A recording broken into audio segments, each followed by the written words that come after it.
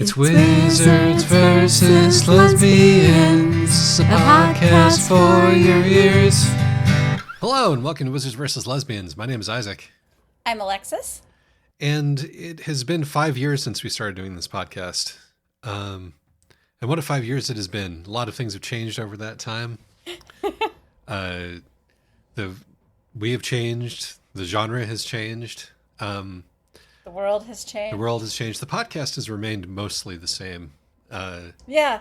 The jingles have continued to get better. Oh, thank you. I appreciate that. Lies, lies, lies. Come on, you guys.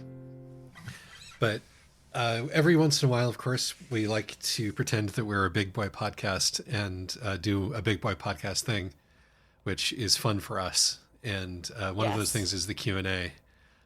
So thank you for our listeners, to our listenership, for stepping up and indulging us by sending us questions.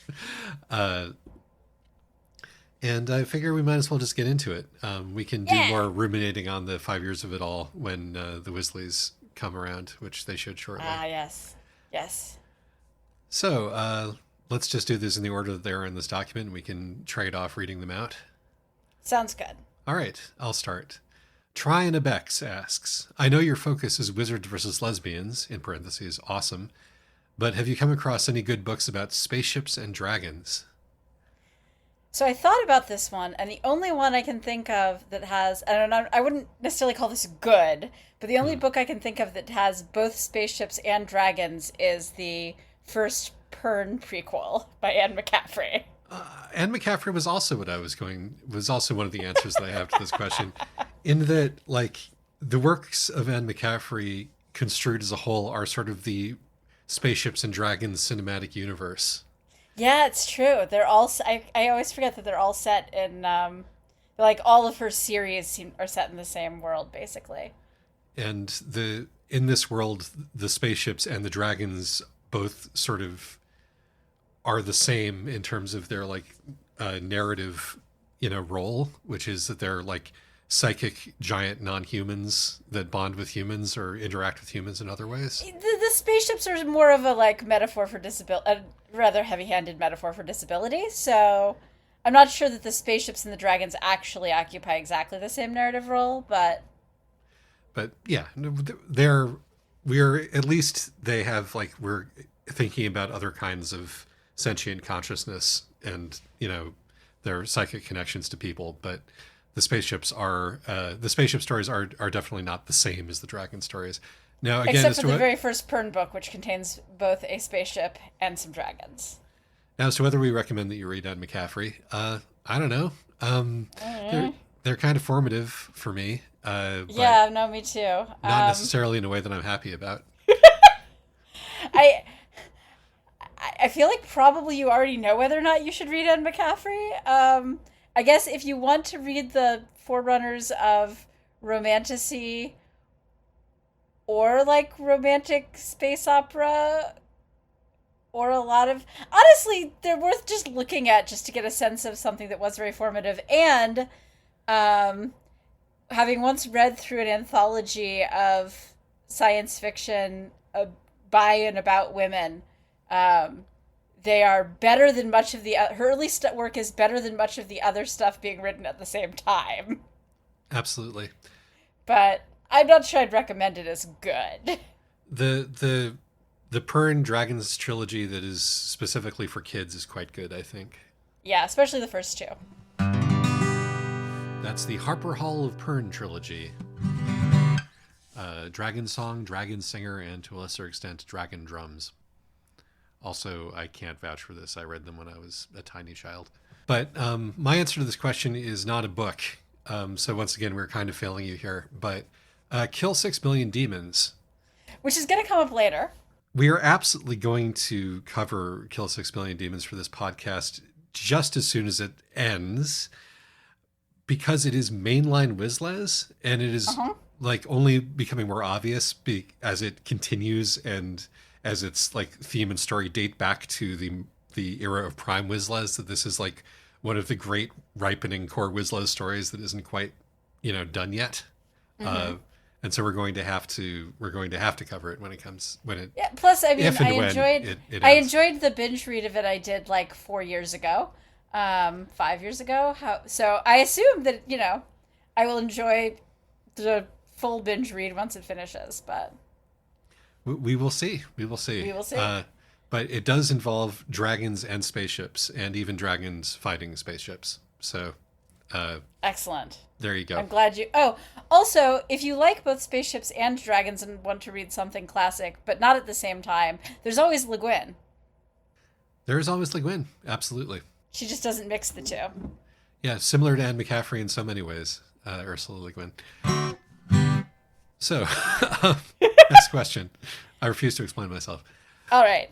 Anon asks, for the Q&A, did Isaac ever finish Scumvillain's self-saving system? What are your thoughts? Similarly, there was an epilogue-like update recently-ish, and I was wondering if y'all had seen it and had any thoughts. They originally read it via Google Doc fan translation, so it's fairly new.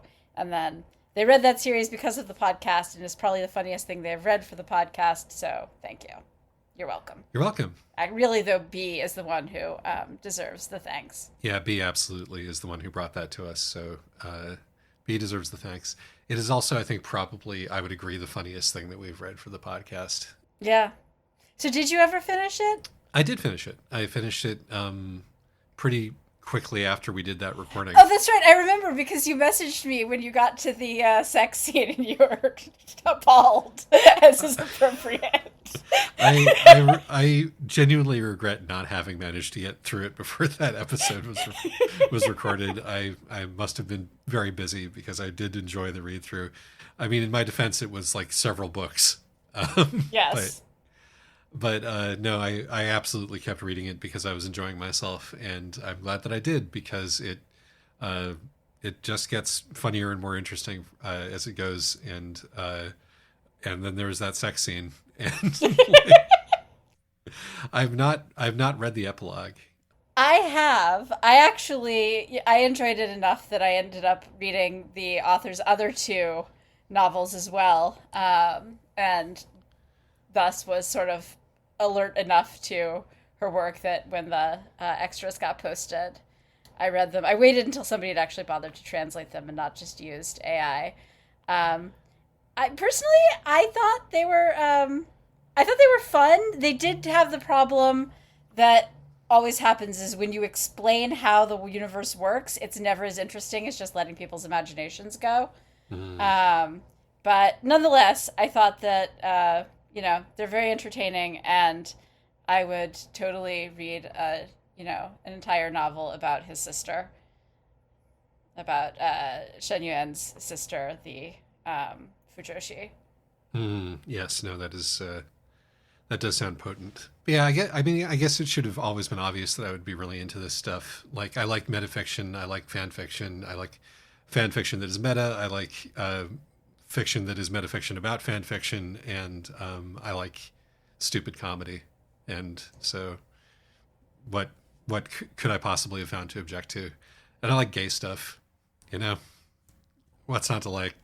You could read the other two. They don't have as much metafiction, but I found them really quite entertaining. Thank you for that question. Next. Yes.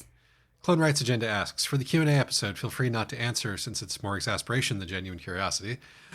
But your take on people continuing to insist that there are no SFF books about women/queer women, despite them regularly appearing on the Hugo list for several years now. Over-reliance on social media for recommendations, mystical Woolowa invisibility shield, people telling on themselves? So, reading this question made me remember that the period, which I'm sure you also remember, where I spent 5 years, 7 years, only reading books with female protagonists. This was back before books with non-binary protagonists were a common option. And I think ensembles had to have at least 51% female perspective, unless I had a compelling reason to make an exception. And so this was in the teens, and I still never ran out of things to read. Even though I was reading 3 to 5 books a week because I was desperately trying not to write my dissertation. So obviously these days there's way more. So obviously it is pretty absurd to claim that there's any shortage of books featuring women, or even like good books featuring women. I will say the charitable answer, I try to give people the benefit of the doubt, is that there are a ton of readers who are completely separate from, fandom as a culture and don't keep track of the Hugos and Nebulas. So I think that there are people who are genuinely unaware how much there is out there, especially because, again, if I'm trying really hard to be charitable, there's so much being published right now that it's really easy to miss things. I do make an effort to keep up with the field, if only for the podcast. And I still kind of missed the entire rise of romantasy because it's mostly heterosexual and I wasn't looking for straight stuff. So I think if you're not, if you're not aware that it's out there and going out to look for it, I can see how you might miss it, I guess. Except that if you're online enough to be complaining about this, then probably you're online enough to find this stuff. So yeah, I guess actually probably most of these people are not interested in books about women, but feel the need to justify that. And then if you offered them a reading list that was, tailored to their stated tastes, I think a lot of them would keep finding reasons why nothing on the list qualifies, which is really frustrating because I don't think we can, social justice shame people into being interested in different stuff. Particularly not when we're dealing with porn, but even when you're just dealing with literature, you can't actually shame people. Even though I'm sad for them because they're missing out, because a lot of the books that are about women are just genuinely good books out there, and they would probably actually enjoy them unless they're only interested in stuff that's like pushing their kink buttons or whatever. I would ask how porn made its way into this sentence, but attributing people's aesthetic preferences to their libidinal urges, repressed or otherwise, is such a me thing to do that I'm delighted to hear it come out of Alexis's mouth. So, again, taking this in the most, positive and generous possible light, I think that there is such a thing as a social media bubble. I think that almost everybody is in one at this point, whether you are conscious of it or not. The way that finding and experiencing media works has changed so much since I was young. It is completely unrecognizable, essentially, as a process. And I think that if people are not able basically, if you are not finding the kind of stuff that you want to see, and genuinely not finding the stuff that you want to see, rather than like enjoying complaining about it not being right in front of you, it is out there. That is the thing about the internet, and that is the thing about the creative age that we live in, is that everything is being made right now, and also everything is accessible right now. And like, that doesn't mean that the thing that you want to see is going to be made with a huge budget, because only the things that are the most lowest common denominator, proven to be financially remunerative, or various freak accidents are going to be getting money and getting the publicity push and all of that. That's a dice roll. But yeah. You will still be able to find the thing that you want, but you're going to have to actually go and look for it. The algorithm is not going to serve it to you, and your social media bubble is not going to serve it to you unless you have, crafted your social media bubble in such a way that it brings you the things that you want. And if you haven't, then you're not doing social media right. So, not that there is necessarily a way to do social media right. I mean, the thing is that if you're on social media enough that that followers of the that your social media is crossing out of your bubble into followers of the podcast, and they're reading your complaints about not being able to find books about women. I mean, I think that this is partly people who, I think that a lot of this is probably spurred by people who go, well, obviously I have to only read books about men. That's all there is that's good. All the books about women aren't very good. And I do think that part of that is that they aren't, that they aren't following the Hugos and Nebulas. But I do think that some of this is self-justification, and just it's better for people, just say, I'm not interested in stories about women. Yep. Or learn to be interested in stories about women. I genuinely think that the most valuable life skill one can cultivate, or at least, top 5, is the ability to find things interesting, even if they don't immediately push your buttons. It has served me extremely well throughout my life. 2 questions. I'll just start with the first one. 1, how have the ways you define wizards, lesbians, and wizards versus lesbians in the context of the podcast changed over the years?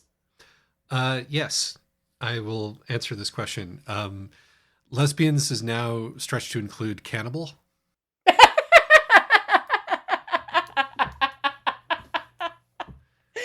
But at the very beginning of the podcast, I was like, no, this is a bisexual woman or whatever, and we don't care about that anymore. Any sort of Woolloowa is a lesbian for the purposes of this podcast, not in real life. That is not actually a thing that we think. And No. And of course, the definition of wizard has broadened hugely to basically include anything that we want it to. It's true that we've been much more flexible about the definition of wizard than lesbian, but I think that's appropriate. Imperialist, spy, power broker, capitalist, and also a guy in a pointy hat who casts spells, or even just a guy. We've sometimes is how far we've sometimes stretched that one. And of course, we've had plenty of female wizards as well. So, but wizards versus lesbians in the context of the podcast now refers to a genre in science fiction and a movement that is placed within a certain period of time in science fiction, which we're now, I think, getting to the tail end of. Alas. Though we've got, as I think we pointed out in the last podcast, the deconstructions are coming. Mm-hmm. And we'll talk about that more later. Do you have more on that question? Yeah, the thing is that we started this podcast because you noticed a pattern in all the books that I was recommending to you, or many of them. And I think that core dynamic of here is a person, usually a woman, usually queer, sort of in this context of power, that's using the dynamic of an abusive father/brother/boyfriend figure, as a sort of metaphor for, or, springboard to discuss questions of colonialism and empire and social power dynamics. Like, that hasn't really changed. That is true. Even as we stretch wizard and lesbian more and more, I think that the core dynamics and this is just partly that interest us and thus that are in the books that we cover. I think that, or at least many of them, not so much Kitchen. I think that that's still really stayed the same. I would agree. But yeah, no, it is getting a really core one, which we still do even to this point. Like, I feel like the really core wizards versus lesbians all include the titular lesbian reckoning with being given the opportunity to become a wizard. Yes. And that's sort of the core wizards versus lesbian. That's the real nut of the wizards versus lesbian stuff. And the deconstructions, which we seem to be seeing, also focus on that. So yeah. So some ways it's changed, in some ways it remains the same. Plus ça change, etc. Mm-hmm. Question 2. Do you have any recommendations for speculative fiction with aromantic and or asexual characters other than the Murderbot Diaries? This is the question that is why I took notes for this one. So I do. Excellent. Have a paragraph. So for asexual but not aromantic, John Wiswell of Someone You Can Build a Nest In. I think pretty much everything he writes is some form of ace, or has absolutely no romance whatsoever. For Aroace, that's for textual. You want Darcy Littlebadger. Textually, Alatsoe, the main character of the book Alatsoe, is Aroace, and her novel Snake Falls to Earth, which I adore, and we should actually cover for the podcast at some point. I can't remember if the main character specifically says, I'm a spec, but she clearly is, and all the relationships in the book are platonic. If you want strong, complicated relationships between people of various genders in a setting where absolutely no one ever expresses even the slightest bit of romantic or sexual interest, Nicole Corner Stace's Latchkey books, Archivist Wasp, Latchkey, and Firebreak. I can't remember if she I don't. Nobody ever like again, look, makes eye contact with you, the reader, and gives you their flag. But I believe that she actually wrote them specifically because she wanted to see more complicated relationships, including between men and women, that are not with like no romance or sex. I don't have anything for aromantic but not asexual. The closest I can think of, and this isn't a great a great match, but Martha Wells's other like pre-Murderbot stuff, most of her protagonists do end up in committed relationships, but they're all deeply uninterested and or actively hostile to expressing any sort of romantic feelings. So if you want to read, cranky, largely aromantic people deciding that they're going to settle down with one or more others, that might be at least a good place to start. But really, if you want A-Spec books and you want recommendations and reviews and somebody who will actually sort into the various finer categories, you should be following Laya Rose on Tumblr, the book blogger / fan artist. I follow her because she does tons of fan art and book reviews for a lot of sapphic speculative fiction. She's one of my sources for new things to read for the podcast. But she's also very interested in Aro and Ace speculative fiction, and maybe some non-speculative fiction. So even if your tastes don't align with hers, she's probably your best source. You can read her reviews, and she's definitely your best source for finding these books. And she does like roundups and stuff as well. So. Well, I have nothing to add to that. That was an extraordinarily thorough response. Thank you so much on behalf of the person who wrote this question. My answer is a joke, but I'm going to provide it anyway, just as a contrast to that. You know what books are full of aro and asexual people and entities is the classic works of Isaac Asimov, which is really funny given that he was a serial molester. And that is all that I have to say about that. I will note, I think certainly in academia, asexual studies is the next trend. So I expect that, and given that academia trails popular fiction by 5 to 10 years, there's probably a lot of books out there, much more than I can recommend. You just gotta go looking for them. Funnily enough, the day after we recorded this, I read a book with an Aro Ace protagonist called Every Heart a Door, about which I'll say no more. On another and completely unrelated note, have you ever found that a book where the sex is leaking out of every corner, but nothing happens on the surface, come off as far more prurient and leave behind a sense of unspeakable perversion that even the most forthright filth cannot hope to achieve? At least that's what I believe. On to the next question. Oh, this one's not a question, but it's sweet. Yes. Hey, Wizliz Duo. I'm the person who sent in the Ask for Your January 2024 advice episode about trying to move out. Just wanted to pop in and let you know that I've been living in my apartment for just about a year now. Thank you guys for listening back then. You were very right about multiple things, and it meant a lot to hear it pretty much for the first time. At 23, I got a therapist that summer and a lease the following winter, making a lot of good progress on that whole relationship with parent as adult thing. Thanks for putting that first big crack in my world shell, so to speak. I fucking love my apartment. Anon, I am so happy for you. The joy of one's first solo apartment cannot be overstated. I'm so happy for you. To the extent that I believe that I accomplish anything worthwhile in my life, it is like helping folks out who are, for various reasons, trying to figure out how they can live in a world that does not seem to fit. And I'm glad that we were able to give you helpful advice in this instance.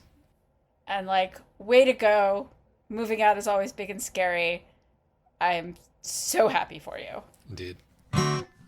Anon asks, aside from Moby Dick, what are your favorite books that have whales? You mean other than The Fortunate Fall? Yes, we do have an award called the Whale Award named after The Fortunate Fall, so that's a pretty significant one. Yes, and I was thinking about this, and the only other one I can think of is that I have a lifelong sentimental attachment to Diane Duane's book, middle grade book, Deep Wizardry, which is the second in the Young Wizards series and features a ton of whales. I think it's the best in that series.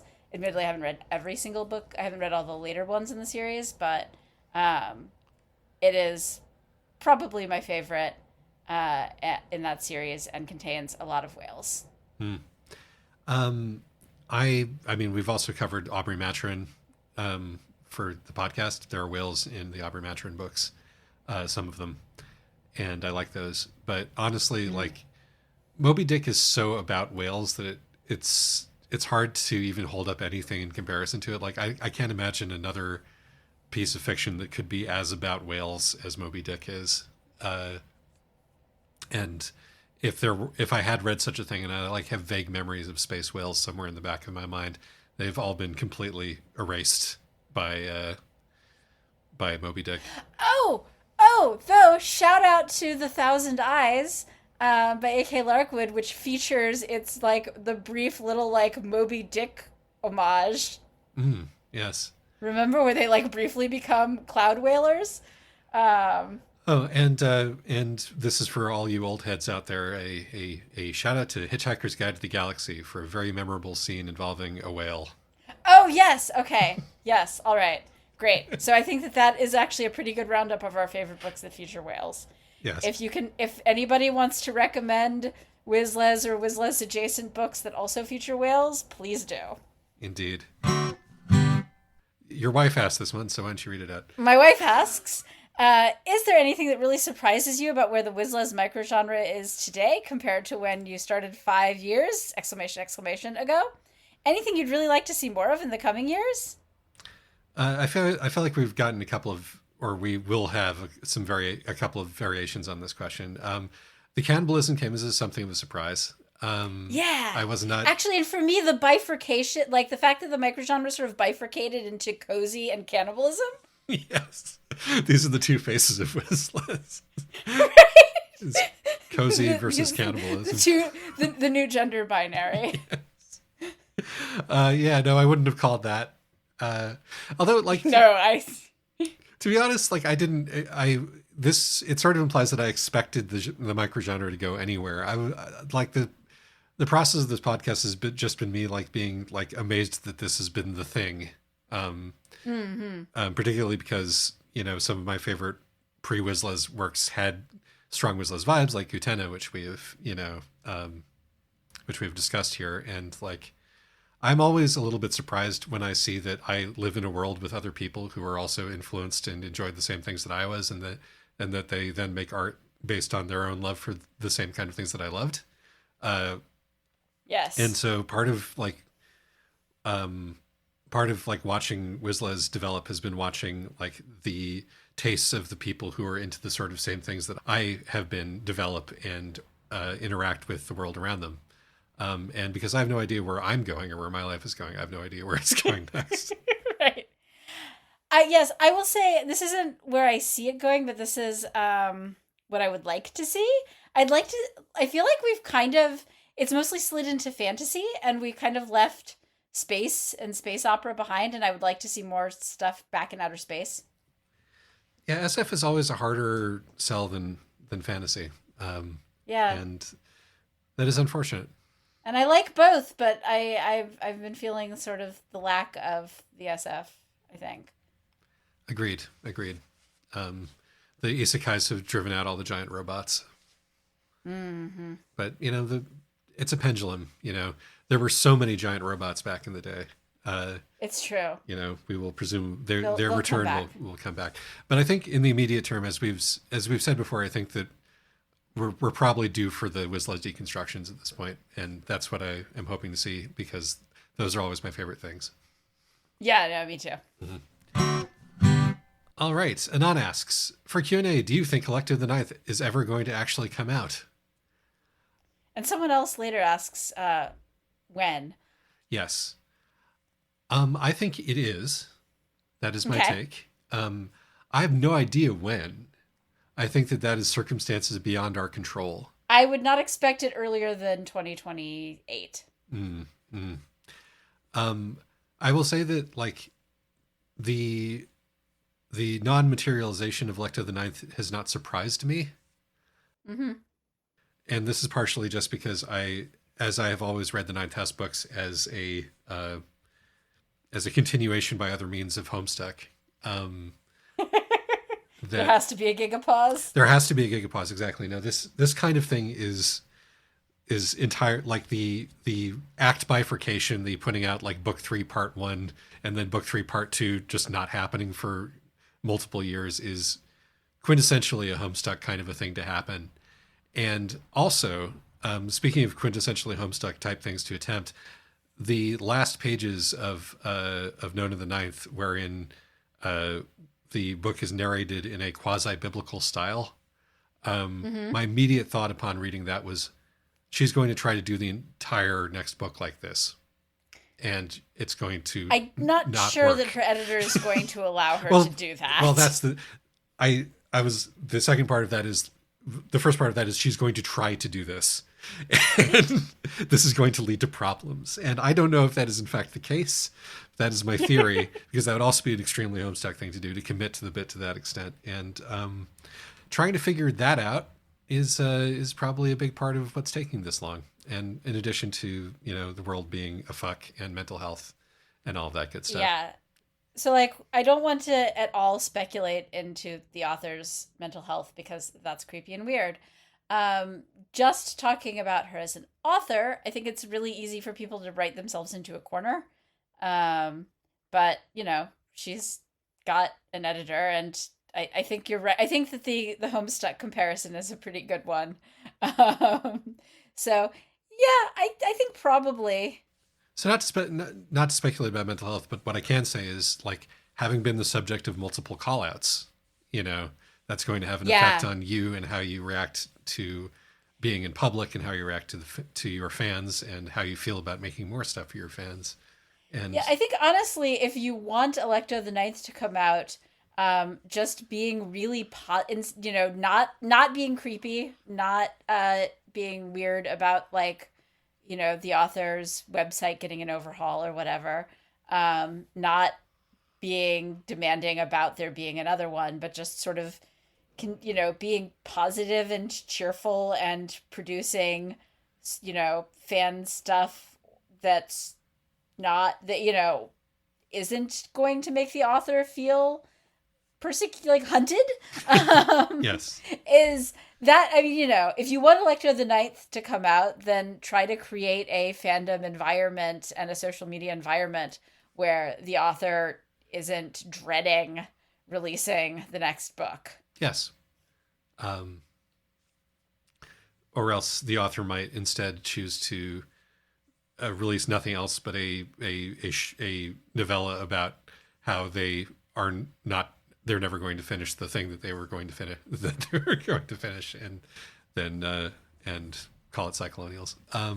Yeah, well, and also, I will note a big difference between Homestuck and The Locked Tomb is that in Homestuck, the author very, very, very much was present in the work and and was engaged with the fandom in extremely hostile and bizarre ways. So, and Tasmir has not done that, and so don't carry that energy over into the Locked Tomb fandom, please. Yep, like you did with Steven Universe. So, you people, I know you. You think I've forgotten about it, even though you were like 12 at the time and you're like an actual adult now? No, I remember what you did.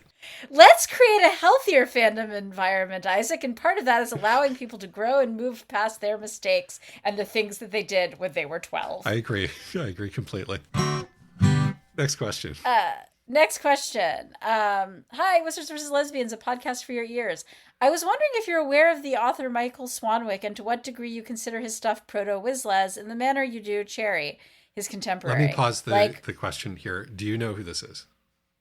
no. Neither do I mean, I. I've heard the name, but I've never read any of his books. So unfortunately, I think that I I would like to Yeah. I would like to thank you for this question, Weather, but And perhaps at some point I will check them out. And if we do feel like they're proto Wizlas, then perhaps we'll do an episode on one of them. Um, and they had a similar question about Rachel Pollack, cited by Swanwick as writing the novels he wants to write. Unfortunately, I've also not read anything by her. She sounds like she was a very interesting person, but I've not read any of her work. with any luck, we can maybe grab some inspiration from this question. But we are currently Yeah. not equipped to answer it. I will, however, Yep. say that we are going to do Kill 6 Billion Demons at some point, as assuming that it does not pull an Electa the Ninth or a Homestuck. So Yes. We will absolutely be covering 6 billion demons. mm, Also, this person lately started reading Cherry, and I'm just paraphrasing here, but didn't realize that Foreigner was sci-fi. This is also why it took Isaac so long to read Foreigner, because you look at the cover and you don't, unless you look at the cover where they're on the covers where they're on a spaceship or holding guns, you don't realize that the books are sci-fi, but they are in fact very science fiction. and the good stuff too. And the good stuff too, which is why I eventually badgered you into reading them, and aren't we all glad that I did? But no, I had exactly the same thought. I was like, Foreigners is her high fantasy series, which it is not. No, she has high fantasy series, I believe, but it is not Foreigner. Sesquipedalian Thaumaturge asked, one, we can answer as many or as few of these as we would like, and how many we answer will depend on how the edit turns out. One, what's your favorite TTRPG system, or do you have any other hot takes on role playing? Alexis, I'm going to give you the floor for this one.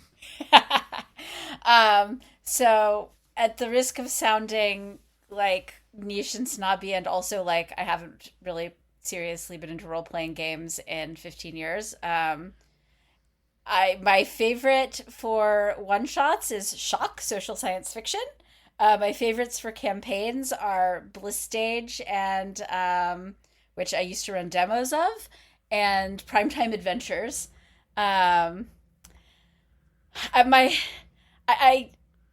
have a bunch of hot takes that I'm not going to share because I know too many people personally in the space, and so I'm not going to share those. I will just note that at this point, like, the genre of tabletop role-playing game is so large that you might as well be asking, like, what is our take on board games? When, you mean Encore and Settlers of Catan and Parcheesi and Go. I used to, be really invested in whether a system was actually serving the creative storytelling needs of the players, and, whether or not it was, whether or not the mechanics were encouraging the right dynamics and pacing and all that stuff. And these days I just don't have time or energy.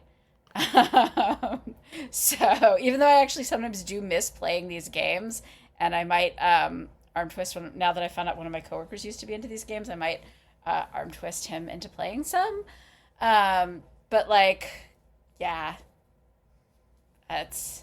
there was just too much drama back in the day, and now I can no longer be emotionally invested.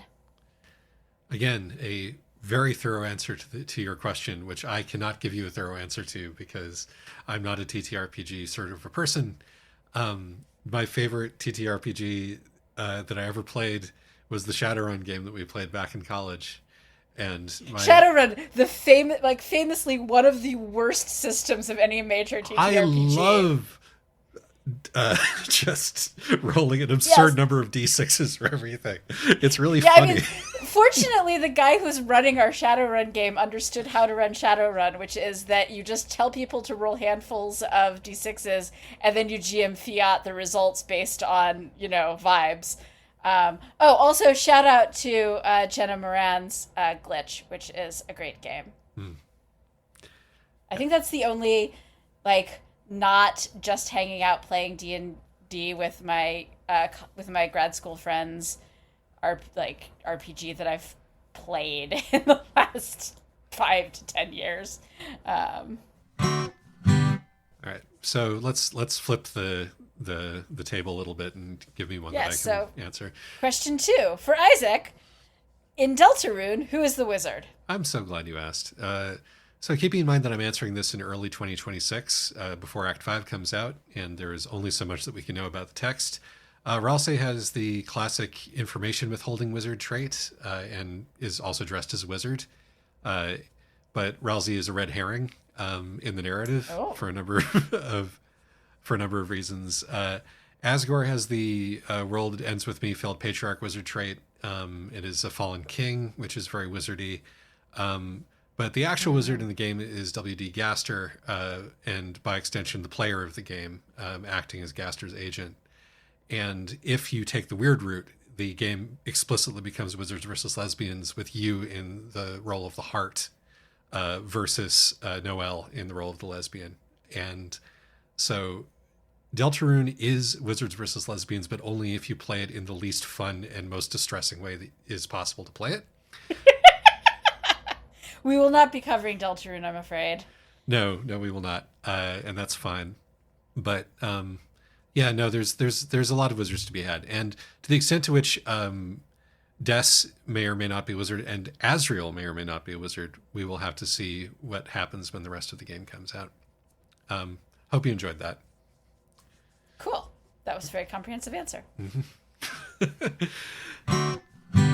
The next question I have is, have either of you played the Utena game for the Sega Saturn or watched the stage musicals? If so, what did you think of them? Alas, I have not. I kind of wish I had. Yeah, same here. I have not, and kind of wish I had. I have both squirreled away in various places, and I've watched bits and pieces of the stage musical. The stage musicals are challenging. And like the anime-based stage musicals and Takarazuka stage musicals in general are okay, but we should do a stage musical watch party. Perhaps we should at some point, yes. If you have them. And we'll report back. They're Excellent. They're available. It's I love the idea far more than I love the execution as a general matter. As a person who cares about theater. Right, which is why it's a watch party as opposed to... Yeah. But I will tell you the story of the first time that I became aware that there was a Sega Saturn game, which I've blogged about, but I feel like fine time to repeat the story, which was I was at ASEN in 2004. Anime Central in Illinois, and went to a panel which was the screening of AMVs, and I'm glad that the art of the animated music video has not died out completely. You still see new ones occasionally. You still see it. It isn't just animatics. There's also AMVs out there, and it makes me happy for the youth and for the old people who are making them. It is kind of strange that there was far more interest in making them back when it was far harder to do it. I don't know if that was if that's if there was any relation there or not, or whether just other. No, I think a big part of it was that it was a smaller fan community, and thus you had a sort of built-in appreciative audience. In a way that you don't anymore. That's true. Mm-hmm. And like other genres of Also, when it's easier to do, there's a lot more bad ones out there. That is true. But there was an Utena music video in this showcase, which I was watching along, and suddenly this blue-haired woman duelist who I'd never seen appeared, and there was all this fully animated dueling footage happening, which I didn't recognize, and genuinely felt like I'd gone insane because I had devoured every bit of Utena related media that I could find, having manifested one of my first real media hyperfixations around it, and this sudden I briefly lost my sense of reality, and and had later like really had to scramble to figure out exactly where this stuff had come from. And it turns out that it came from a dating sim, which was released for the Sega Saturn, which was at that point a dating sim, yeah, which is a visual novel, which was at that time untranslated and has since been fan translated. And I think partially just because of what a trip that was, I have not gone back, but also because like the visual novels are interactive visual novels are a challenge as a person with a limited amount of time in the world. Yeah. But that's my story around the Sega Saturn game. That's great. So, Saya asks, for the 5-year show, oh my god, the show's in kindergarten now. Next big Wizard versus Lesbians trend after cannibalism. For that matter, have we even hit peak cannibalism yet? Oh my god, the show is in kindergarten now. My guess is that we're probably approaching peak cannibalism, but we haven't reached the point where it starts to get really weird. I'm really curious what weird cannibalism is going to look like. Yes, when cannibalism no longer satisfies, what strange perversions on the theme of cannibalism are we going to need? Alternately, someone's going to try to do the cozy cannibalism, and my guess is I will not enjoy that at all. Yeah, that opens up such a wide variety of distressing avenues that I don't even want to speculate. But no, as I said before, I have no idea what's the next big trend in fiction generally, or lesbian science fiction is going to be. Yeah, I don't think either of us are particularly trend spotter types. No, we just read these books and react to them. We notice things that are currently happening. Oh, I like this one. A kind of silly question. Any advice for writing love letters? Yes, I'm. This is a thing that I'm pretty good at, I think, if I flatter myself, and I believe that the key to a good epistolary correspondence of any kind is that you must ask questions. You must, because writing letters is not a thing that people are eager to do in the modern age. So you have to give them a reason to write back. You have to give them a reason to write back. You have to create an opening, give them first, I mean, beyond the obvious, like you are showing interest in the person who you are trying to woo here. Do ask questions in these conversations and don't just talk about yourself, basic advice. There is also, just from a purely practical standpoint, you've got to have if a person is like, I want to respond, but I'm sitting down here and I have nothing to say,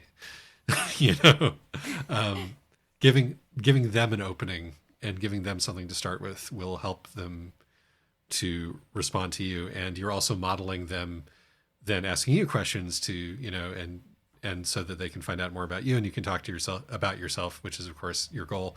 This is also just good conversational advice, honestly. Yeah. What is a love letter if not a conversation that you can like take your time over, like chess by mail? See, my advice is don't be subtle and do be cringe. I mean, cringe not just in the sense of like, don't be subtle because it's actually amazing how oblivious people can be. And so, be like really obvious about your feelings.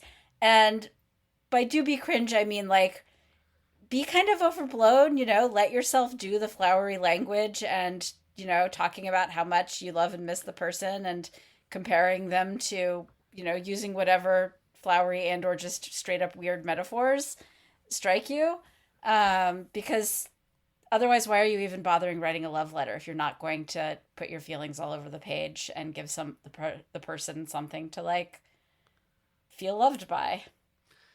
This is part of like what the point of this process is, which is to put yourself on display through your writing. Right. If the person loves you, they're going to want. I mean, and this is not like something that is like good day to day, we're hanging out or getting groceries kind of advice, but it's in a love letter. Like this is the place where you can put yourself on like 200% volume and right. Because the person can put it down and walk away if they need a break. Exactly. It's an entirely appropriate venue with which to do that. And if the person who you were writing to is into you, they're going to want that. They're going to want to experience that from you. They're going to want the intensity of it. Because, like, again, what is the point of a love letter if not to create that feeling of immediacy and intensity? So, yeah, don't hold back. Get weird with it if you are in a position. Get weird and sincere. Like you gotta really, you gotta let yourself gush. Yeah, I think that is absolutely the case. And obviously, this is, I'm assuming that the love letter is not your, this is not your first gambit. This is not you writing a love letter and giving it to somebody with whom you've only had a casual conversation at this point. All right, no, don't do any of this for like. Honestly, personally, I think don't first confess your feelings in writing. This might just be because my, parents were lawyers, and so I'm always like, well, don't commit to anything in writing until you're sure. But like, but if you're going to confess your feelings in writing, then you can, you want to use plain enough language that the person understands that that's what you're doing, but you don't necessarily want to pour your heart all over the page. Yeah, I would agree with that. Don't write that love letter in a language that only you can understand also, and give it to somebody when you're an elementary school kid. Yeah. Like I did. It was very traumatic for everybody involved. Don't put like a lock of your hair in it. It'll just freak them out. Yeah. So I think that pretty much covers that question, though. Yeah. Also, you should consider the letter itself as a physical object. What makes this distinct from an email or a text is that you can decorate it, Have fun with stationery, pens, if you can draw, or even if you can't, add sketches, cartoons, filigree. You can do risky things with smells.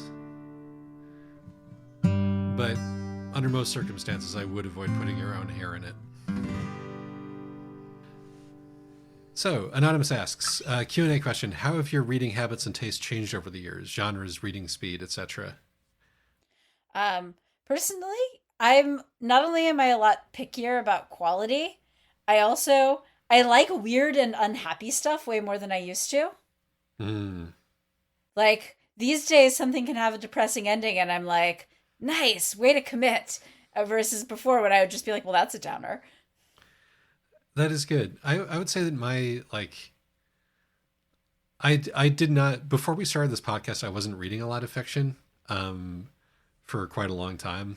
And having sort of gone through a lit fic phase and burned out on it many years before that, as you well remember, because I kept recommending horrible books to you. Yeah, your lit fic phase is why I put a moratorium on reading books with male protagonists. I apologize on behalf of myself and Gary Steingart. But I mostly read books for this podcast at this point.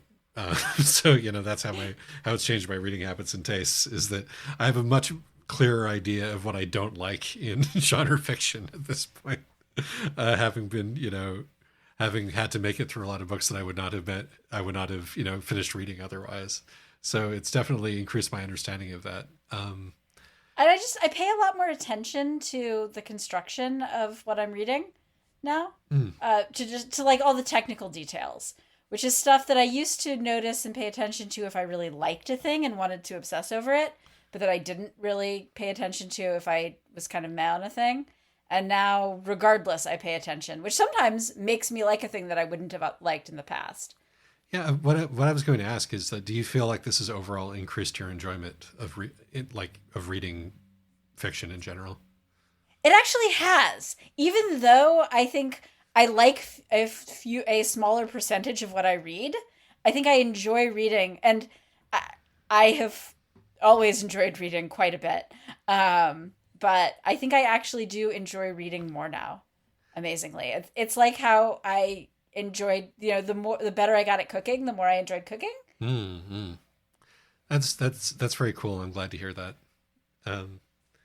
Yeah, I don't know. I don't know if I've experienced a similar change, because I I generally don't read for past, like, college. I didn't read much fiction for reasons other than like wanting to worry it apart with my teeth. And so Yes, and I was reading tons and tons and tons. I was reading basically every speculative fiction book with a non-male protagonist that the library ebook that Overdrive had, mhm, because I didn't want to think too hard about it because I was too busy thinking too hard about my dissertation. indeed, indeed. I will say my reading speed has not changed. I've always read very quickly, probably a little too quickly, which is very useful in contexts like my job, but not in book reviewing when I want to pay attention to these details. So these days, I read. I usually, if it's a podcast book, I read it once to determine whether or not it'll be a good podcast book, and then unless I found it really boring, I read it a second time the day before we record, so that I can actually pay attention to the details. I'm still not fully recovered from your having banged through Middlemarch in a weekend uh, for the podcast. That is Yeah, that like a is 36-hour span. yeah, that's just insane. I mean, I powered through most of Moby Dick in the same time frame.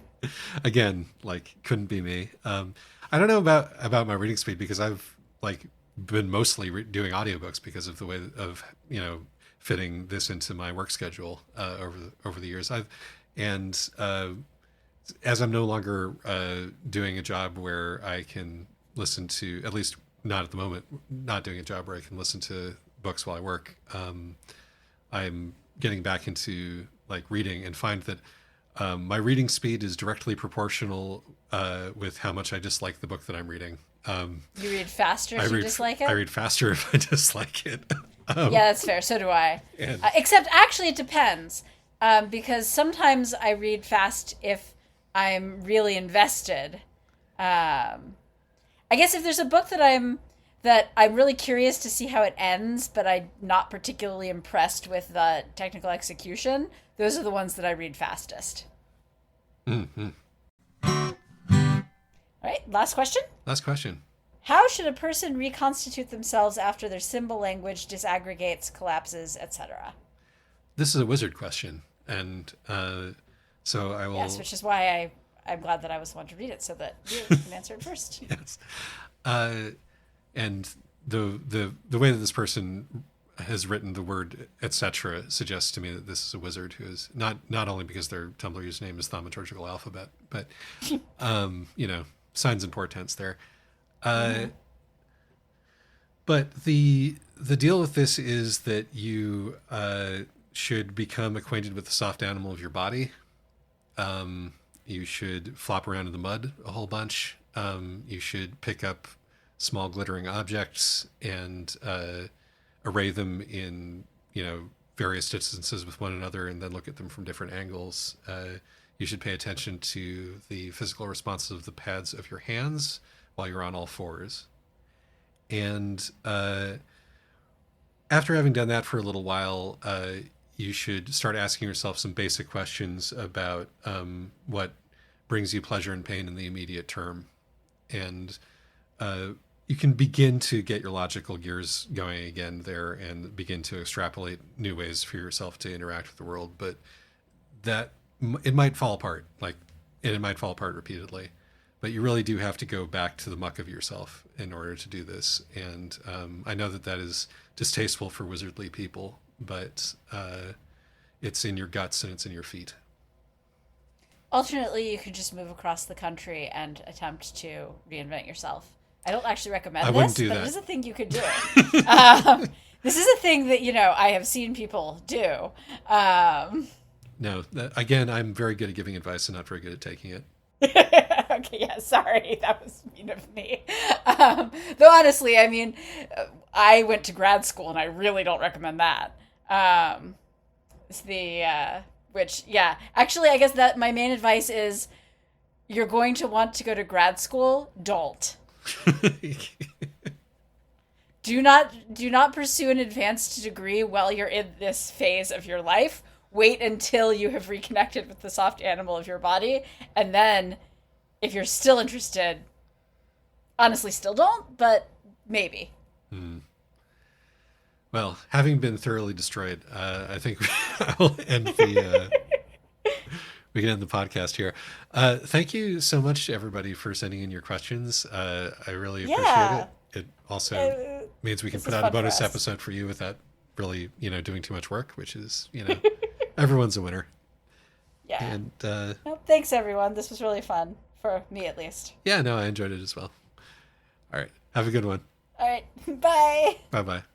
Oh, why do we keep getting up in the morning? How do we keep getting on with the day? Is it spite? Is it shame? Is it fear? Is it habit? Or is it because we've got something to say? For running one's mouth is a joy everlasting, and having opinions of fine raison d'etre, to share them with others must nourish the spirit, to broadcast them broadly more nourishing yet. When we were in school, we would litter the campus with leaflets that lean broadly pro-suicide. We're slightly more politic now in our 40s. To stave off the horrors, we must criticize. So thanks one and all for your time and attention. This fortnightly sally we make on your ears. It's a comforting constant amidst the disorder, a noise that we make ere it all disappears.